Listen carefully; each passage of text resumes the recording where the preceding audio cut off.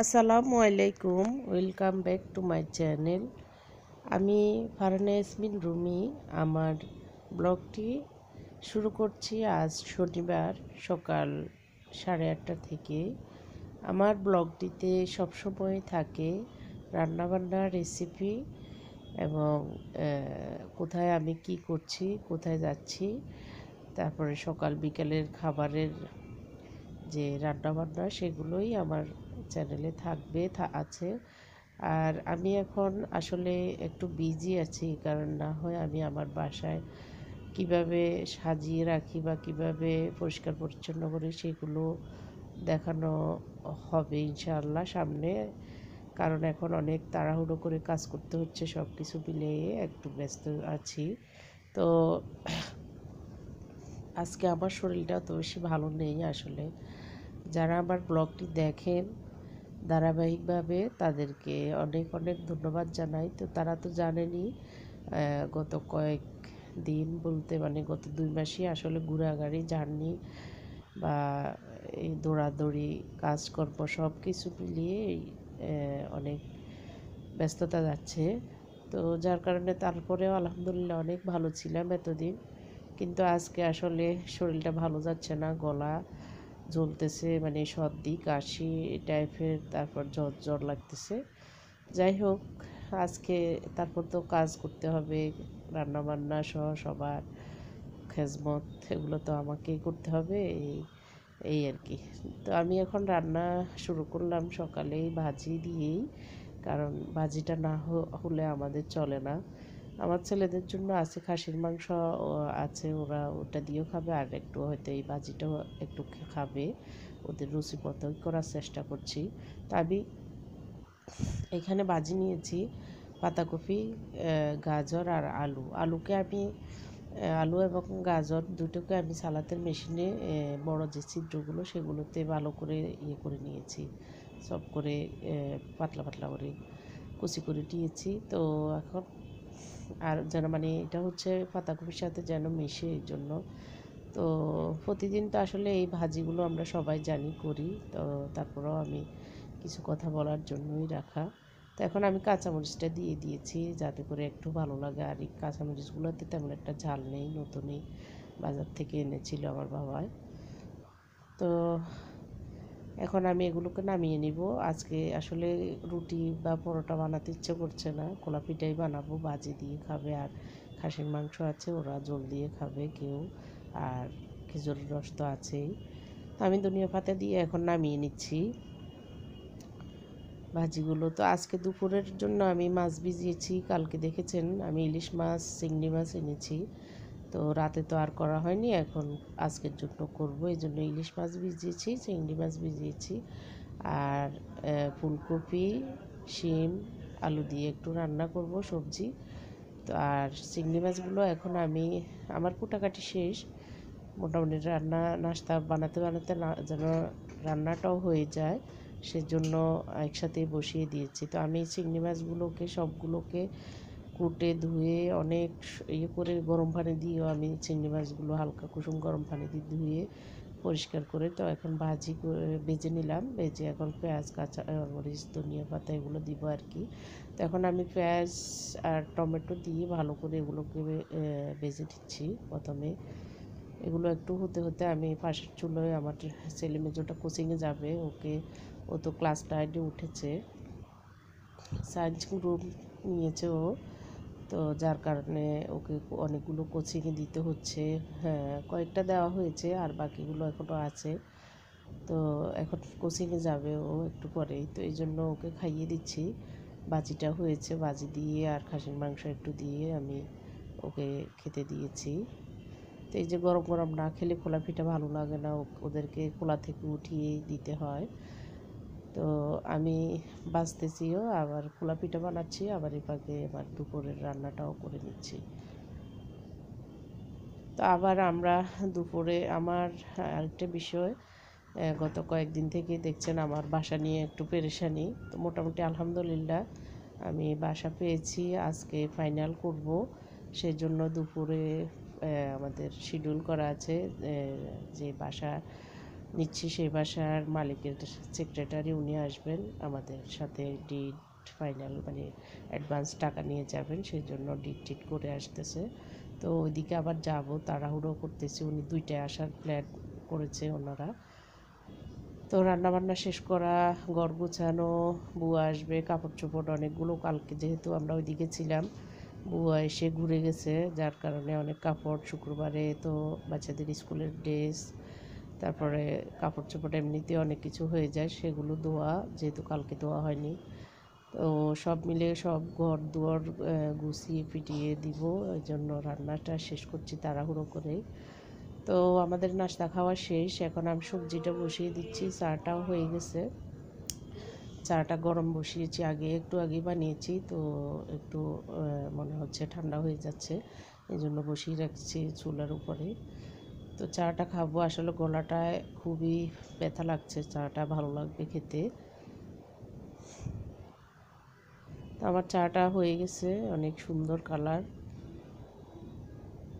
তো আমি, হ্যাঁ, সবজির জন্য ইলিশ মাছের মাথাটা আর কানসহ এই অংশগুলো নিয়েছি সবজিগুলো রান্নার জন্য। তো আমার এই এই অংশগুলো কষানো হয়ে গেছে, আমি একটা বাটিতে উঠিয়ে নিচ্ছি, কারণ একসাথে সবজির সাথে দিয়ে দিলে এগুলো কাটা ভেঙে সবজিতে একাকার হয়ে যায়, তো মানে ভালো লাগে না এরকম কাটা সহ গলায় আটকেবে, এই জন্য।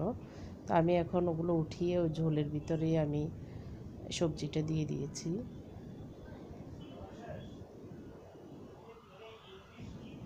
তো আমার বাসাটা কীরকম হয়েছে আমি ইনশাল্লাহ আগামীতে দেখাবো, কারণ ওই বাসাটাও নতুন একদম, খুবই মানে আশা আল্লাহ পাক রব্বুল আলামিনই তো আমাদের পুরাণ, যতটুকু আশা করছি আলহামদুলিল্লাহ পেয়েছি। হ্যাঁ, আল্লাহ পাক যদি সুস্থভাবে ওই বাসায় ভালোভাবে থাকার তৌফিক দান করেন, এটা আর কি দোয়া করবেন আমাদের জন্য। তো ওই বাসা কীরকম সেটা আমি পরে ইনশাল্লাহ আপনাদের সাথে শেয়ার করব, কারণ আপনাদের সাথে শেয়ার না করলে আমার ভালো লাগবে না। আপনারা যারা আমাকে অনেক সুন্দর সুন্দর কমেন্ট করেন, আমার খুব ভালো লাগে। অনেক সময় উত্তর দিতে পারি না, আসলে ব্যস্ততার কারণে অনেক সময় উত্তর দেরিতে হয়ে যায়। আবার অনেককে আমি কমেন্ট করতেও পারি না, আমার খুব খারাপ লাগে। আসলে যারা আমাকে কমেন্ট করেন, আমি ওনাদেরকে আবার রিপ্লাই কমেন্ট করার আমার সুযোগ হচ্ছে না আসলে। ইনশাল্লাহ আমি সামনে দিব, সবাইকে কমেন্ট করব, সবার ব্লগগুলো আরও বেশি করে দেখি সবারই ব্লগগুলো দেখি, কিন্তু কমেন্ট করার সুযোগ হচ্ছে না। তো আমি ইনশাল্লাহ আগামীতে কমেন্ট করব আপনাদের চ্যানেলগুলোতে। যারা নতুন অনেকগুলো চ্যানেল খুলেছেন আপুরা, আমি বলবো ভালো উদ্যোগ নিয়েছেন, কারণ আমরা একটু না একটু কিছু করি, ভালো লাগা আসলে আমাদের লাগবে ইনশাল্লাহ। তো আমি এখন রান্নাবান্না মোটামুটি শেষ আমার। এখন আমি একটু আমার হাজব্যান্ড বাইরে গিয়েছিল, ও সরিষার শাক এনেছে, তো সেটাকে আমি একটু সুন্দর করে রেখে দিচ্ছি। তো কীভাবে রাখি আমি সেটা আপনাদের সাথে শেয়ার করলাম। এই যে আমি কেচি দিয়ে, এগুলো হচ্ছে এভাবে ঝটপট অনেক মানে আমাদের আম্মারা দেখতাম বসে বসে একটা একটা করে এগুলোর গোড়া ছিলতো, মানে আলাদা করতো। তা আমি এটা না করে আমি সরাসরি কেচি দিয়ে কেটে তারপরে সুতলিটা পরে কাটি, তারপরে একটু ঝাড়া দিয়ে মানে ঝাড়টা দিলেই এই ভিতরের যে মরা পাতা বা কোনো কিছু থাকলে সেগুলো বেরিয়ে আসে, তখন আর কষ্ট হয় না, বেশিক্ষণ সময়ও লাগে না, অল্প সময়ে এই যে অনেকগুলো পড়ে গেছে, মানে যেগুলো আগাছা বা অন্যান্য পাতা, খুবই সুন্দর। তো রান্না মানে যখন বাজি করবো বা আমরা এগুলো কচলিয়ে খাই ভর্তা বানিয়ে, তো তখন ইনশাল্লাহ আবার দেখে তারপরে করি। আর ভর্তাটা আমি কীভাবে বানাই সেটাও আপনাদের সাথে শেয়ার করবো ইনশাল্লাহ। তো আমি আবার কেচিটা আমার পরিষ্কার করে রেখে দিচ্ছি, আসলে সাথে সাথে করে ফেললেই ভালো, সেজন্য আসলে না হয় পরে আবার করছি করে করা হয় না, নোংরা হয়ে জং পড়ে যায়। তো আমি এখন এগুলোকে ফলিতে কীভাবে র্যাপ করে রাখছি সেটাও আপনাদের সাথে শেয়ার করছি। এভাবে রাখলে প্রায় 15 দিন পর্যন্তই ভালো থাকে, তেমন কোনো হয় না, নষ্ট হয় না, একদম তাজাই থাকে। তো আমি এইভাবে র্যাপ করে যেভাবে রেখে দিচ্ছি।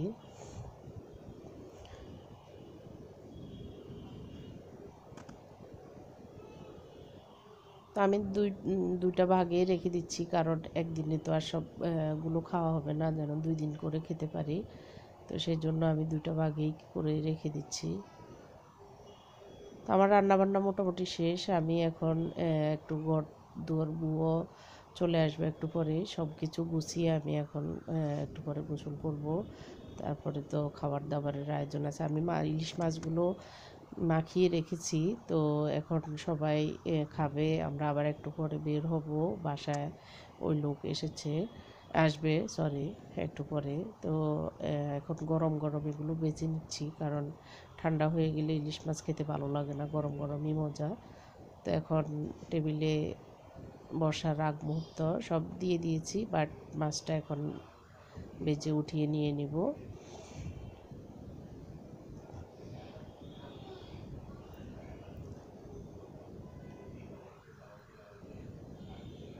আমার জন্য দোয়া করবেন, আমি যেন সুস্থ থাকতে পারি। আসলে সুস্থ থাকলেই তো সব কিছু আমরা যারা গৃহিণীরা, আমাদের সুস্থতা অনেক বড় দরকার। তো এখন ভাত খেতে বসেছে সবাই। এই যে মুনতাসির নিজের ভাত নিজেই নিচ্ছে।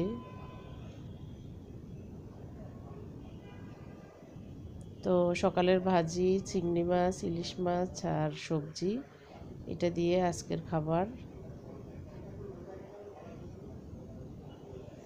তো ঠিক আছে, আমরা খেয়ে নিই, এরপরে কি হচ্ছে আজকের দিনে সেটাই দেখাচ্ছি।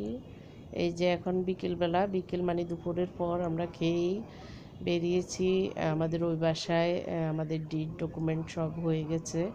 তো ওখান থেকে আমরা একটু এখন যাচ্ছি না, আসতেছি। গিয়ে এখন প্রায় আসরের টাইম, আসর নামাজের এখনও বাকি আছে, শেষ টাইমের। তো গিয়েছি পাতালে। আমার ছেলের একটা ইয়ে ছিল, মোবাইল। কয়েকদিন আগেই আমার হাজব্যান্ড চায়না থেকে নিয়ে এসেছিল, স্যামসাং নোট 5। তো ওর হাত থেকে, ওর আরেক বন্ধু রুম থেকে বেরোচ্ছে, ওর হাত থেকে 7 তলা থেকে মানে ধাক্কা লেগে পড়ে ভেঙে গেছে, স্কিন চলে গেছে, যার কারণে ওটা একটু ঠিক করার উদ্দেশ্যে গিয়েছিলাম, বাট অনেক দাম চায়, যার কারণে চলে এসেছি। পরে ইনশাল্লাহ দেখব। তো আসার পথে আমার পেঁজু ছেলে মোত্তাকিকে নিয়ে গিয়েছি। ও বলল যে পেঁয়াজু খাবে, তো ওকে আর দোকানের পেঁয়াজু খেতে দিইনি, বললাম যে আম্মু বানাবো। পরে ও বলে যে এখনই আজকেই বানিয়ে দিতে হবে। তো এসে ভিজিয়ে এখন আমি পেঁয়াজুগুলো বানিয়ে নিচ্ছি, বেশিক্ষণ লাগেনি। এসে আসরের নামাজ মাগরিবের নামাজ পড়ে তারপরে মাগরিবের পরে এখন চলে এসেছি এগুলো ভাজি করার জন্য। তো পেঁয়াজু তো আমরা সবাই পারি, কিভাবে বানাই সেটা তো জানি। সব কিছু দিয়ে আমি এখন মেখে এগুলোকে তেলে দিয়ে দিচ্ছি।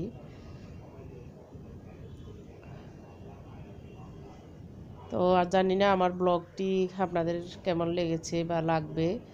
তো যদি ভালো লেগে থাকে আমাকে কমেন্ট করে জানাবেন, আর কোনো ভুল ত্রুটি হলে আমাকে ক্ষমা করবেন। আর যদি কোনো পরামর্শের দরকার হয় আমাকে অবশ্যই পরামর্শ দিবেন কমেন্টের মাধ্যমে। তো আমি পেঁয়াজগুলো ভেজে নিই, ভালো করে ভাজতে হবে, না হয়তো ভিতরে কাঁচা থেকে যাবে। তো মোটামুটি এক সাইড হয়ে গিয়েছে, আমি উল্টিয়ে দিচ্ছি আরেক সাইড। আমার ছেলে মানে মুত্তাকির খুব পছন্দ পেঁয়াজুটা। তো খুবই খেতে চায় এগুলো, ভাজা পোড়ায় আসলে ছেলেদের পছন্দ। তো একটা অংশ মানে অর্ধেক হয়ে গেছে আমাদের পেঁয়াজু, তো ওরা খাবে। বাকি অংশ এগুলো উঠিয়ে দিয়ে দিব। এই যে দিয়ে দিয়েছি, আমার ওগুলো সাজানো হয়ে গেছে, সবাই খাবে। সবাই বলতে মুনতাসির খায় না, মুনতাসির পেঁয়াজুটা অত বেশি পছন্দ করে না। ও বলল বোন আছে যেহেতু আমাকে সকালের ভাজি দিয়ে বার্গার বানিয়ে দিন। তো আসলে এটা একটা টেকনিক বাচ্চাদেরকে সবজি খাওয়ানোর। তো ওরা আবার এটা খুব পছন্দ করে, সকালের ভাজি দিয়ে বার্গার, সবজি বার্গার। তো আমি ওকে 2টো বার্গার বানিয়ে দিচ্ছি। এখন অনেকক্ষণ কিছু খায়নি, খাবে এই জন্য। তো আপনারা এভাবে বাচ্চাদেরকে সবজি খাওয়ানোর একটা টেকনিক অবলম্বন করতে পারেন। এভাবে আসলে ট্রাই করলে সকালের ভাজি বা বিকালের রাতের ভাজি এগুলো দিয়ে বাচ্চাদেরকে খাওয়াতে পারেন, বা ভাজি নিজেরা ইচ্ছা করে বানিয়েও এভাবে খাওয়াতে পারেন। তো আমার ব্লগটি এখানে শেষ করছি। সবাইকে ধন্যবাদ জানিয়ে আল্লাহ হাফেজ, আসসালামু আলাইকুম।